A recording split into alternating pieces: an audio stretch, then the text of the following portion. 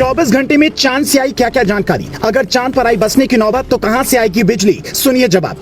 क्या पृथ्वी की तरह वहां पर कर सकेंगी खेती? क्या वहां भी आता है भूकंप? असल में कैसे दिखता है चांद? आए 3 नई तस्वीर।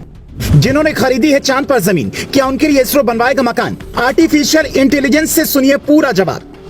24 घंटे में चांद से 3 तस्वीरें आई चंद्रयान ने, इसके अलावा क्या भेजा और उसे डिकोड करने के बाद वैज्ञानिकों ने क्या बताया, ये हर हिंदुस्तानी जानना चाहता है। तो आइए आपको तस्वीरों के जरिए चांद पर लिए चलते हैं। ये चंद्रयान 3 की ओर से भेजी गई पहली तस्वीर है। करीब 4 घंटे तक एक ही जगह पर रहने के बाद जब रोवर प्रज्ञान बाहर निकला तो 6 पहियों के सहारे कई घंटों में 50 मीटर की दूरी तय की और ये पहली तस्वीर सामने आई जिसमें उसने अपने पहले ही कदम में अशोक चिन्ह और इसरो के लोगों के साथ चांद पर भारत की छाप छोड़ दी। अब दूसरी तस्वीर देखिए। प्रज्ञान रोवर की चांद पर समतल सतह से निकलकर ऊबड़ खाबड़ जमीन पर खड़ा है। दूसरी ओर से सूर्य की रोशनी पड़ रही है। ऊपर लगा सोलर प्लेट चार्ज हो रहा है और उसके आसपास की जमीन पर गड्ढे बने हुए हैं जिनके बारे में वैज्ञानिक कहते हैं कि इनमें से कुछ गड्ढों में 2.5 लाख स्विमिंग पूल के बराबर पानी है। हालांकि DW की एक रिपोर्ट कहती है ये गड्ढे इतने बड़े हैं कि इसमें इंसानी बस्तियां बस सकती हैं क्योंकि इनका तापमान पृथ्वी की तरह ही 17 डिग्री सेल्सियस तक है। अब तीसरी तस्वीर देखिए जिसमें चांद की सतह पर एक पत्थर रखा है। यह तस्वीर उस वक्त की है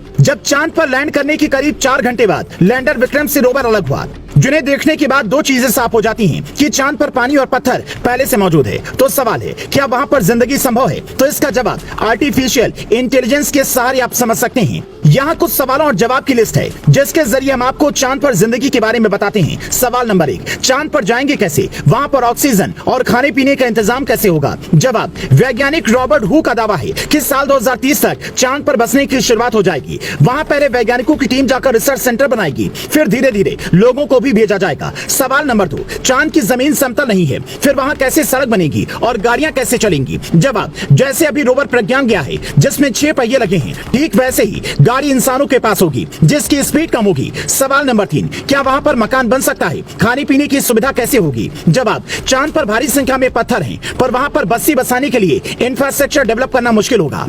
पीने के लिए पानी अगर चाहिए तो गड्ढे में मौजूद पानी को फिल्टर करना होगा क्योंकि वो पानी पीने लायक नहीं है। इस पानी के जरिए सौर ऊर्जा बनाई जाएगी जिससे वहां पर उजाला होगा। अंतरिक्ष यात्री अब तक डिब्बा बंद खाना लेकर जाते हैं, वही खाते हैं, पर बसने की संभावना हुई तो वहां पर होटल रेस्टोरेंट खोल सकते हैं। सवाल नंबर 4, क्या वहां पर भूकंप आता है? पृथ्वी की तरह वहां खेती भी हो सकती है? जवाब, अभी वैज्ञानिक इस नतीजे पर नहीं पहुंचे हैं। 14 दिन में प्रज्ञान जितनी जानकारियां भेजेगा उसके हिसाब से इन सवालों के जवाब मिलने की उम्मीद है। लेकिन इस बात की पूरी संभावना है कि वहां पर इंसानी जिंदगी बच सकती है। यह भी हो सकता है कि चंद्रमा के उत्तरी हिस्से पर इंसानी बस्ती बसे और दक्षिणी हिस्से से पानी और खनिज लाया जाए।